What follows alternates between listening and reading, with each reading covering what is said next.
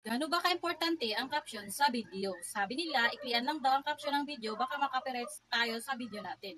Tanong ako sa ibang content creator kung bakit. Pero yun nga guys, natapos ko na lang tong content ko na ginawa at wala pa rin sagot. Hindi ko alam kung saan galing naman ito sa mga pinagbabawal na teknik.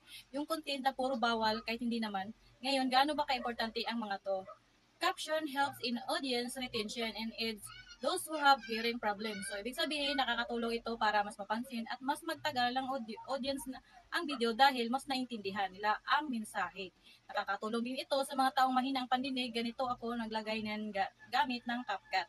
Hanapin mo ang text, then audio caption language, ispiliin mo yung malay. Kung Tagalog ang gusto mo, choose video and then start. So, yan, may caption ka na. So, gawin mo lang at syagaan lang talaga. Gawin mo lang, tulong ito sa content mo. Katulad ng ginagawa ko ngayon. Dahil sabi na sa survey, what may be surprising is that 75% sa videos ay walang sounds. So, I hope nakatulong ang video na ito sa iyo. Salamat!